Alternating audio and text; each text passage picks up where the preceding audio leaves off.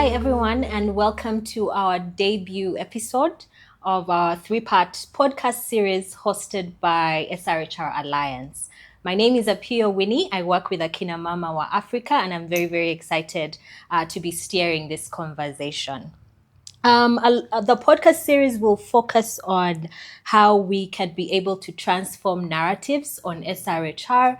And our specific topic today is going to look at digital strengthening in positive sexual reproductive health and rights media reporting. I have two very beautiful ladies with me here. Before we even start, I would like them to introduce themselves. Please tell us, who are you? What do you do? What brings you to this conversation? Hi everyone, I'm Neri Amo. I work with Ubuntu Law and Justice Center. I'm the programs officer. I'm really excited to be here today. Thank you. Thank you, Anne. My name is Olivia Kumgisha. I work as a communications officer at Reproductive Health Uganda, but formerly I was a journalist, news reporter at NTV Uganda, and I passionately reported about SRHR. So I'm very happy to talk about this topic, especially as the digital space has become a thing even in our programming. So I'm excited to be here. Yeah, thank you. It's such a pleasure to have you both. Perhaps just to set the ground, what is it about the media and sexual reproductive health and rights that you love? The relationship between SRHR and media, I would say it's been there. It's an existing relationship, but it's a relationship that's still evolving, and the two need each other. SRHR, now that we are facing a lot of opposition, we and SRHR is something that we live with every day, as much as people don't understand that. But SRHR is something that we live with every day. It's your body, it's your environment, it's the people you interact with.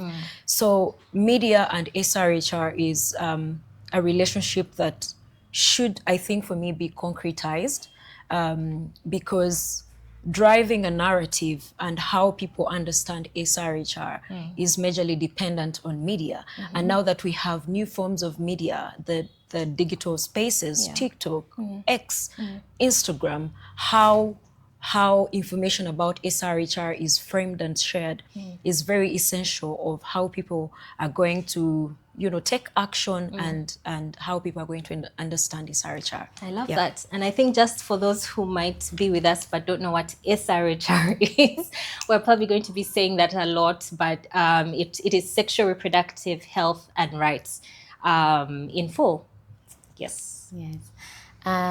What I like most about the relationship we have now between SRHR and media is how far we have come.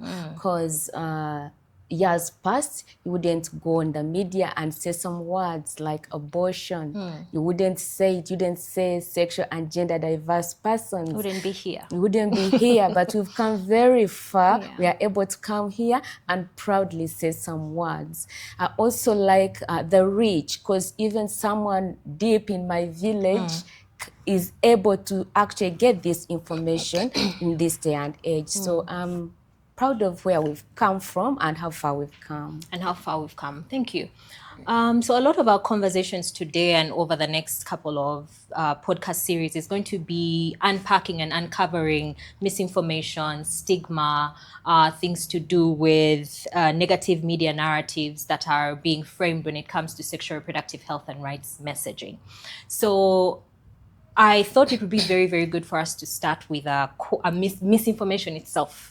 And I will share a quote from a philosopher who's often misquoted. So it's misinformation that's out there that this is her quote, but in actual it isn't what she said. Her name is Hannah Arendt, and she's a political theorist. She has work on origins of totalitarianism, if you're interested, as well as also essays on power and politics.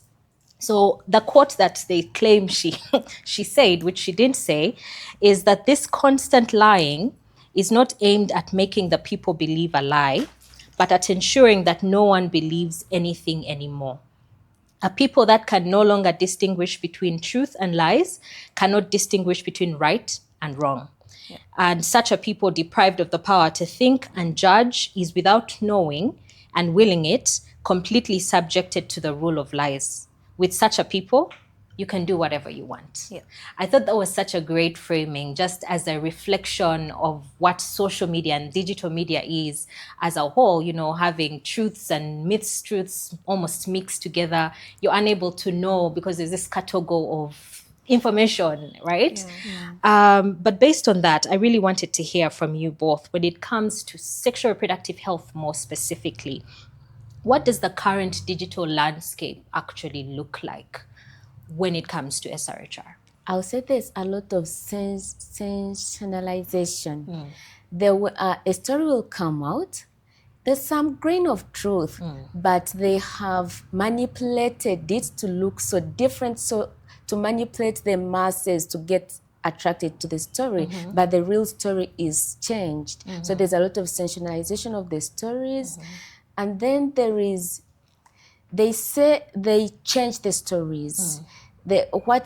For example, if the story is about a female sex worker being beaten, they will focus on the female sex worker. They will leave out the beating, which was the actual crime.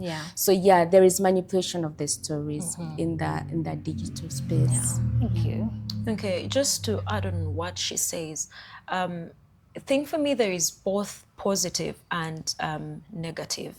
Again, when she talked about how far we've come, we can also agree, like on digital media, there is now a little bit of acceptance of these stories. We've seen young people now, they're doing podcasts, they're recording themselves, they're doing their videos. I remember, I think everyone knows the story of the young girl who did tubal ligation. And when she shared this story, as much as, there were mixed reactions from the public, but it was a conversation starter of now we have an audience that it may not fully accept, but now they can sort of engage in a conversation. And I think for me, that's a win when it comes to SRHR. And also, of course, the negative will be there. Like I said earlier, we are in a space where SRHR has opposition. From its own public, could be the government, could be different communities. So what that means is they will want a narrative out there. And the best way to start it really is on social media, because it will fly so fast. You will have people reacting to this. It will reach a diverse audience, different people from different categories. So digital media, when it comes to SRHR stories that are on digital media, I believe we still have a long way to go, because the stories are still very few that are there. And we have very positive stories in SRHR that really should be, making the cut on digital platforms. But now there is a little bit of acceptance and sort of an environment where people they may not agree, but they can have a conversation. I like that you noted on the stories being pushed faster. And I'm curious, what type of stories when it comes to SRHR end up getting like the most traction, the most engagement? To me, the negative ones. The negative ones, the ones that portray women in the worst version, the ones that portray the sexual and gender diverse persons in the worst way possible. Those are the ones that are being pushed. The positive stories get pushed, but not as much. What would count as a positive story? A positive story to me would be like if we got justice, if the communities I serve got justice, and then that story goes viral, then I know that's a positive story. But if a member of my community has been beaten, for example, the female sex worker is beaten, and all that they're showing in the media is what she was wearing and how she was moving, and then I feel like they are instead degrading my community member. So if we get justice and that goes viral, then I know that I count that as a positive story. Of course, like any news, the negative news will always move faster. And I don't know if it's in human nature for people to want to interact with negative news, that it's still an area for us to sort of like explore. But I've seen also some positive stories. I, for one, when I was in media, I picked interest in SRHR health, but specifically SRHR, because I found the conversations very interesting because they would talk about things ideally people don't want to talk about. So you will have a few dedicated people who will push for the positive stories. And also it depends on what counts as a positive story. For you as maybe a CS or as an NGO, your positive story, SRHR story, would be, showing probably the numbers you've impacted, your data, your reach. But for the media house, the positive story could be, what sort of engagement it's bringing for them. So, but I've seen media houses that have taken it upon themselves to ensure that they talk about things that are positive, but also in a very human interest way. That come to Winnie, speak to her, let her tell you her story herself, and from a point of relatability. That when Olivia listens to Winnie's story, they'll probably relate to that story. So for me, that's sort of spice that they add of a human interest and picking stories from individuals than the generalization of stories is very key, because people then can relate, can share, and they feel comfortable when we sit together and we talk about these things. I'm glad that you've both sort of given the positive and the negative, and how it's not just like we've moved somewhere, we're not where we were in yonder years. But I'm very curious, even when it comes to these positive stories, how is SRHR actually framed? How are stories about the lived experiences of women and girls? What is the framing? Is it neutral? Does it come in a certain box based on your experience? For me, what I can say is that these stories are framed and directed towards the religious part. So they will say a story and they will say, okay, this female sex worker was beaten, and then she was taken to hospital, and then they will say a nun visited her, and then before we know it, they are praying for her. So they change the narrative, taking it to the religious kind of line, or they are trying to take it back to culture. She's going to repent. They're not fully saying this is a woman who has beaten, let us go after the people who have beaten, like put more light on the person who has So they're not assaulted. looking at her humanity, they're looking at her spirituality, so to speak. Yes. I think just to add on that, we are in a very, our social context, the cultural and or religion and all these things, really, we can't do away with them. And I don't think we've made steps towards coexisting and being more accepting that these components can exist together. But the media, as I will stick to the framing, I believe that when it comes to the media, we've probably not helped them enough as the CSOs and NGOs to, first of all, understand this animal called SRHR. What sort of language can they use when it comes to reporting these stories? Because language is very key in the framing. If someone writes a headline and it's sensational, already I am swayed away towards, the tonation and the language of that story, how the language is framed. So for me, I believe, the media has a role to play, but we really need to guide them on when she speaks of the cultural context, the spiritual context. Again, these journalists are humans. And they exist in this context. They have their beliefs, they are religious, they are culturally rooted in their cultures. So how then can we support these journalists to better report and push for what we, would say are positive stories for on SRHR? Again, I believe and I agree with what she has said. Most of the stories are really framed in a sense of criminalizing, if I have to use that word, most of the times. If it's a sex worker that has been beaten, it will be not be condemning the people who have battered this woman, but it will be blaming the woman. What was she wearing? Where was she? What was she doing at that time?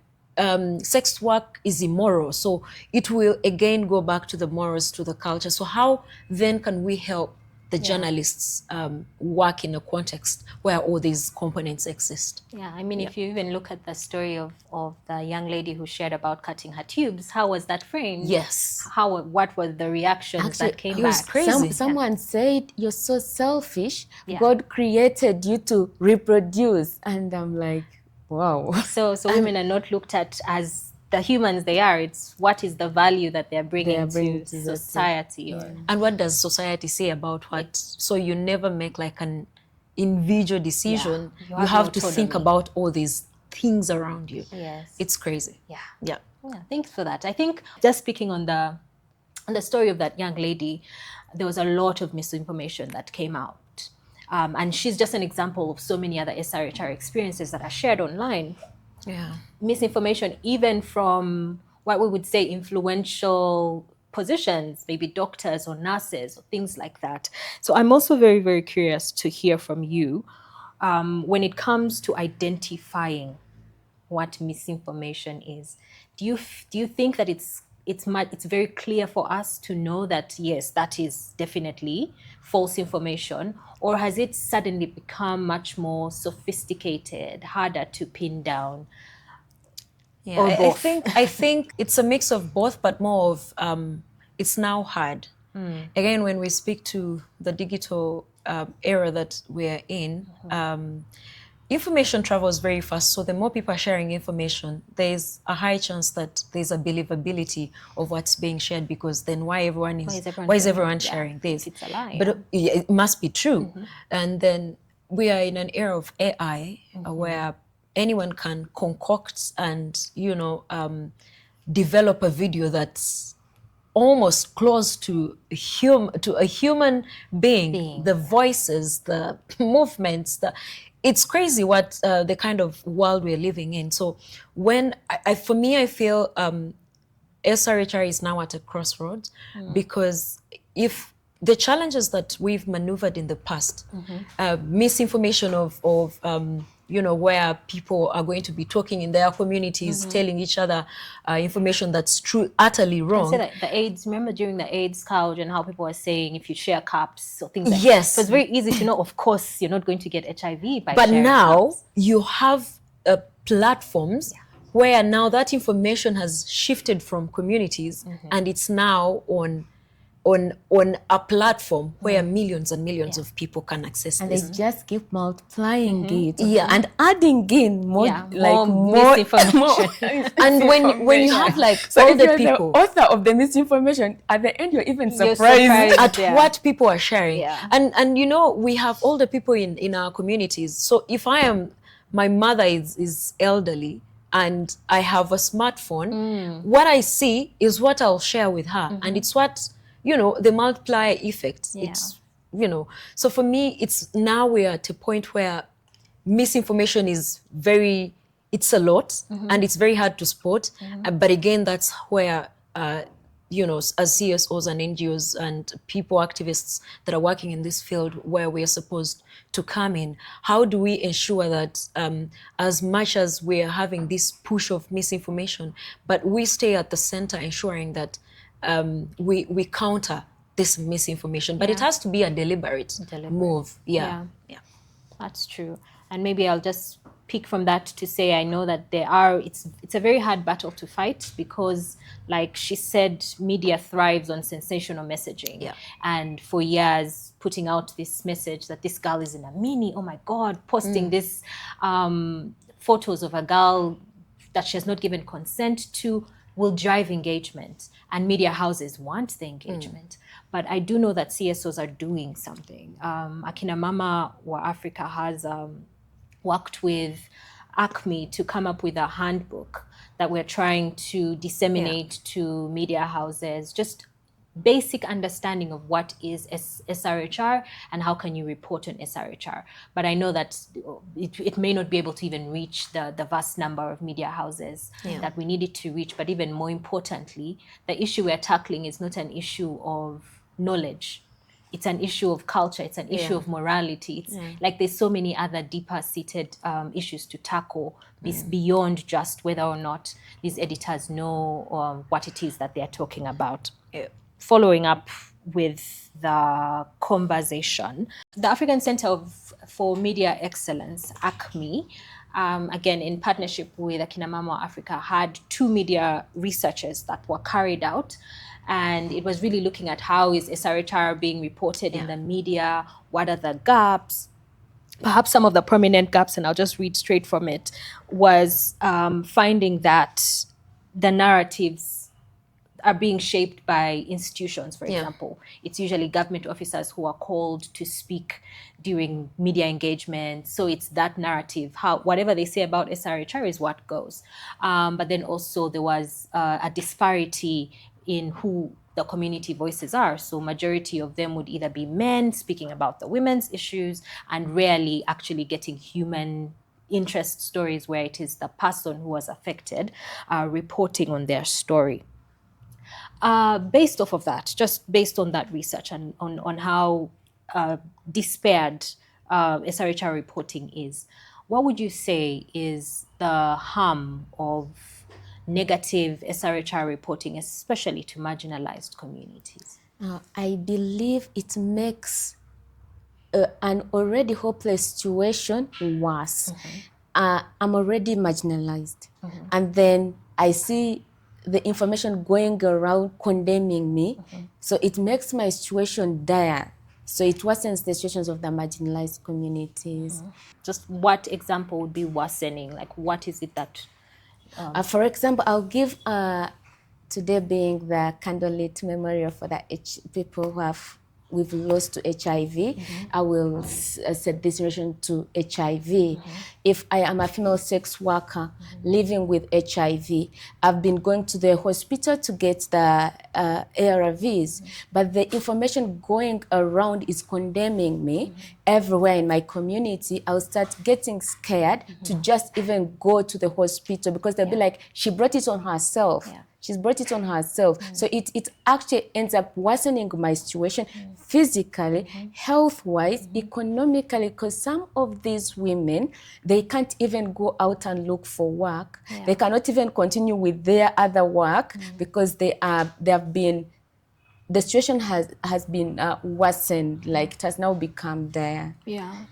So in relation to getting health care, they will fear to go to the hospital. They will fear to take their children to school, their own children. So now the situation is now going to the children they have brought into this world. They even fear going because, parents walk children to school. But I'm a female sex worker. The way I wear, I'll be abused even before I reach the school. So they even fear taking the children to the schools. So it has worsened the situation. It makes the situation worse. In relation to healthcare, education, even their livelihood.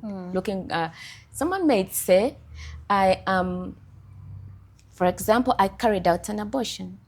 And the whole village knows. And now I want to go and look for work. In most of these villages, they look for work from family to family. You go to someone's family and you dig for them and they give you some money and food. But the rumors have been running around that you are a baby killer. So no one is even giving you work. So you have no money. You're mentally distressed. So it has worsened the situation. I think for me, it's the first, it is injustice to the marginalized communities because one, their stories are left out. If we're speaking about young people in a refugee settlement and the challenges they're going through, and then we're going to not to downplay the role of the minister, but you're talking to the minister instead of probably starting with these young people in these communities. It's injustice. You're killing. you're killing their right to share what they're going through. I mean, because they're the ones living what they're going through, and this can have a spillover really in my thinking. It can have a spillover, and the media. Probably one of the things that, which I guess I read also in your report, because I saw that report, one of the things is the media will talk about they don't have enough funding to sort of like reach these marginalized communities. But for me, I have seen how best the media can actually do that if they wanted to speak to the marginalized communities. The media is always looking for a good story, and that's where the good story is. Listening to, it can be a sad story, but it's quote unquote a good story in the sense of the media that people would be interested in listening to and learning about. But also the other thing when it comes to the marginalized communities, let's say the media has picked these stories and these stories are shared on digital media. The abuse and stigmatization, and especially the stigmatization that comes from there, is one of the biggest. And I don't know how we can counter that. I would like to add something on that. Actually, it's a lived example. Like, so someone shared their story on the person was. I was allowed to use the raped. The person was raped, and they shared their story. They were hosted. They were hosted on a podcast, and they said it. The backlash they got backlash. Then they started being followed, like people literally following them. They started being threatened. They started getting death threats. They reported to police, but there was no help. There was nowhere to run. So it goes back to how best can we help the media report about these things? How can you protect this person already who has someone has been raped, but then you're putting the story out and there. You hosted them. You host. How can you protect your sources? Because that's very essential in media reporting. Your source is literally the person you're supposed to protect the most. So again, we still have a long way to go when it comes to working with the media and how best they can report about these SRHR issues. And now that we are on digital platforms, it even calls for a much more sophisticated and like more desire to help the media. Like, how best can we, even because we are also consumers of this media. On these spaces, so for the few stories that we've seen, even when they reach out to the marginalized communities, they will do their best, but probably the language will go wrong. They will not protect their sources, how they package these issues and how they're supposed to be talked about. They probably not reach out to like experts, quote unquote experts, especially like SRHR experts to speak about the issues, but also giving things context. For me, I think that's my biggest challenge with when it comes to media. We need to contextualize issues.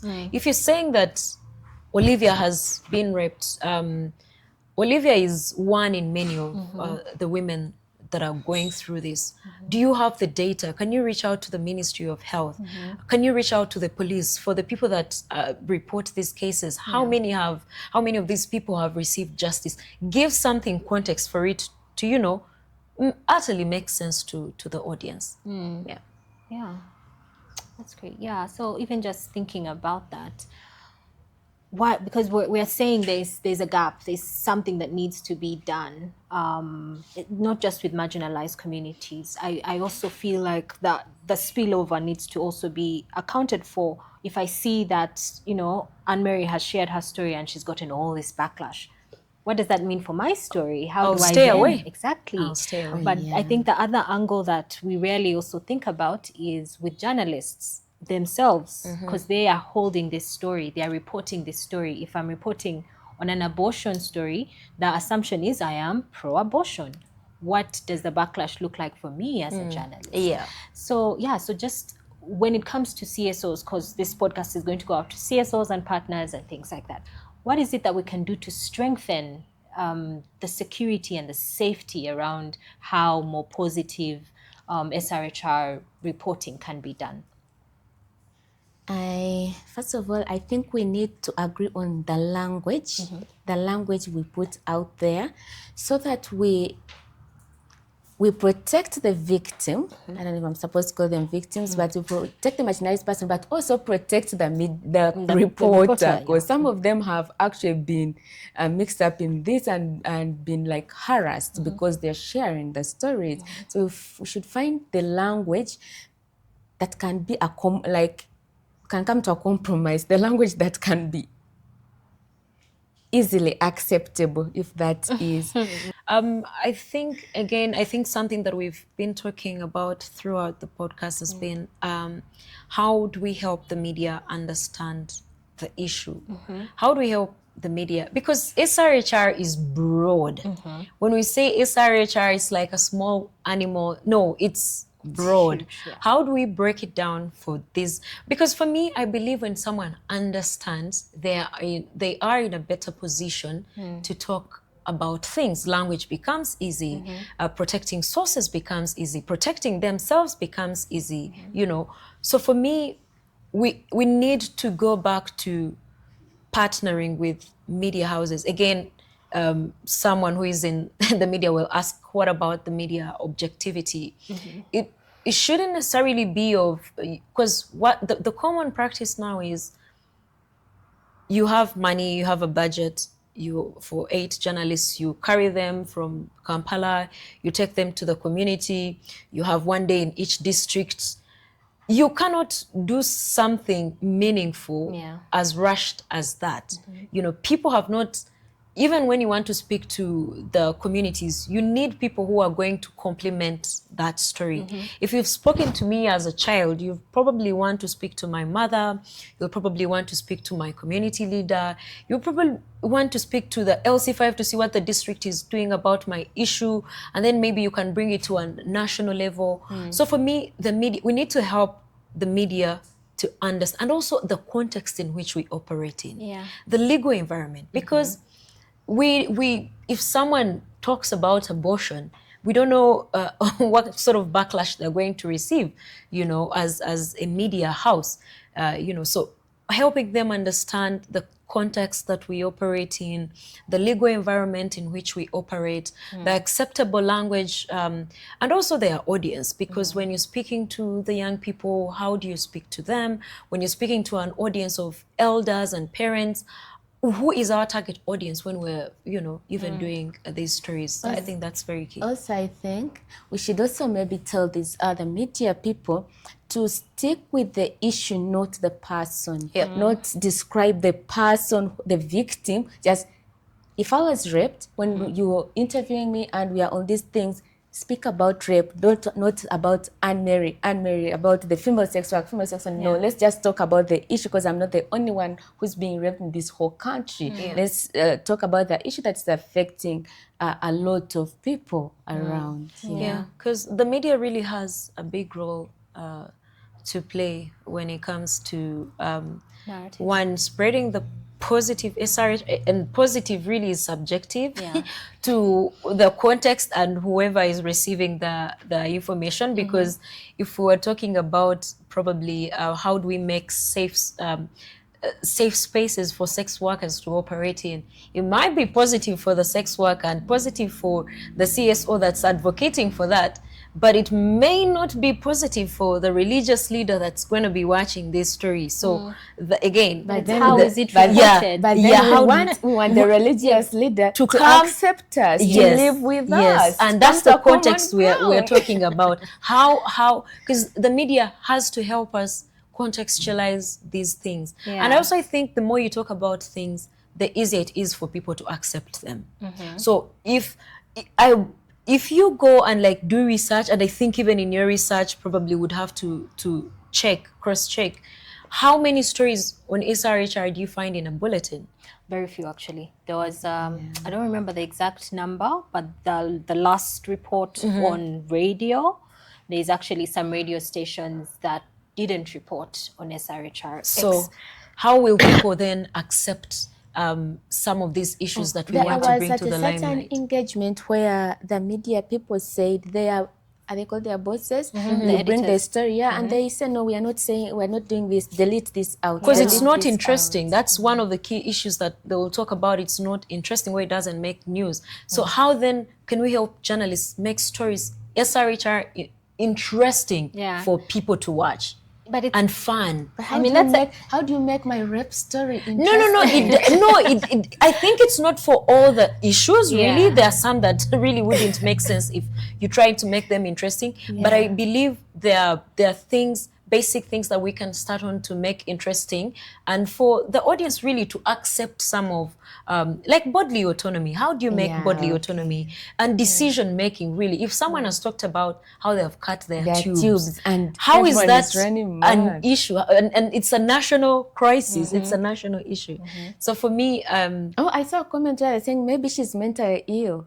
Crazy. Yeah, there were so many unfortunate. But I think the point that's also coming up here is that it's not just the media that has a responsibility, or CSOs. The media also, lives within the society. Yeah.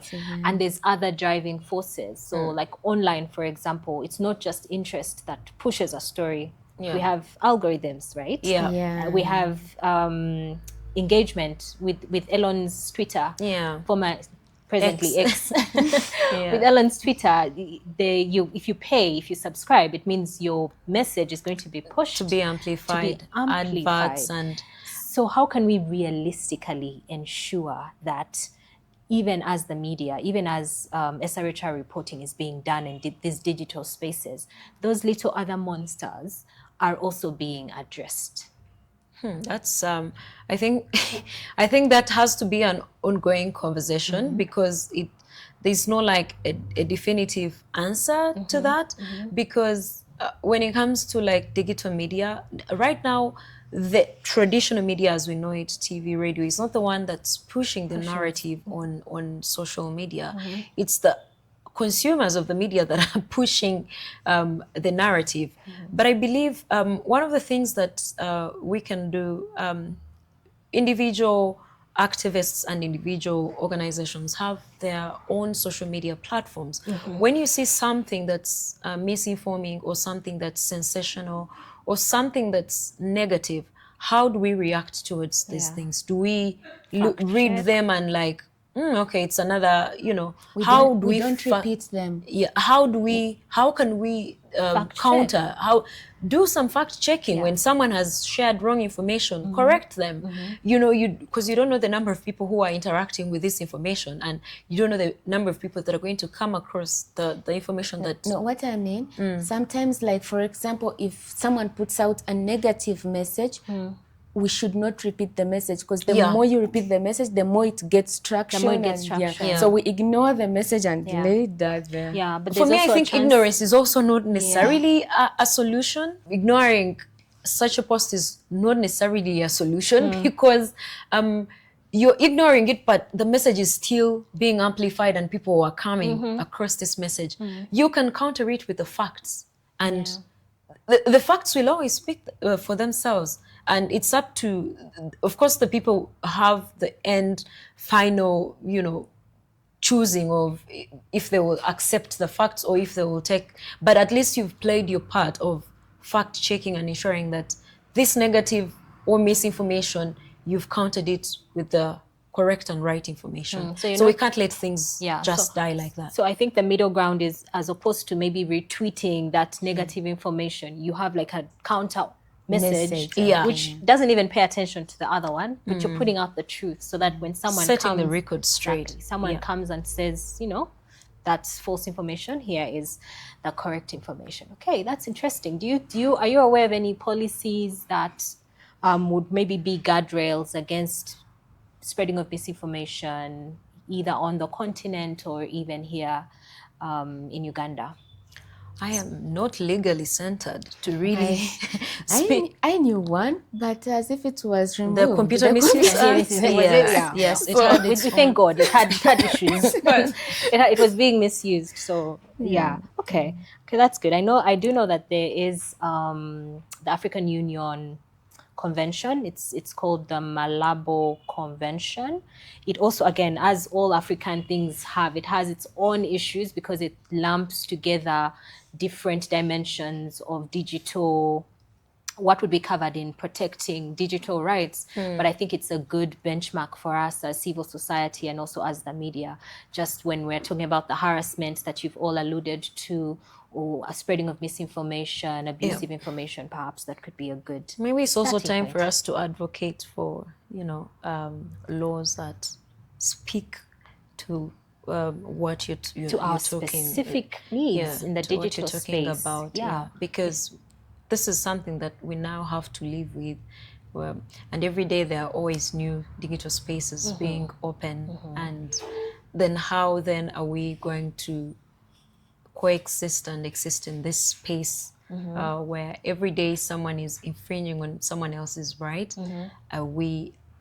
What are we going to do? Are we, just going to sit back and wait, or we could advocate for better laws that speak to specific needs? Yeah, I love that you brought that, because now it brings us to the close. How do we ensure, because we're talking about digital strengthening for media reporting, but we do know that even my Twitter, I'll use it as a way to report. So looking at SRHR now, in closing, what are your thoughts on how we can create a safer, more realistic, more advocate-friendly digital media space?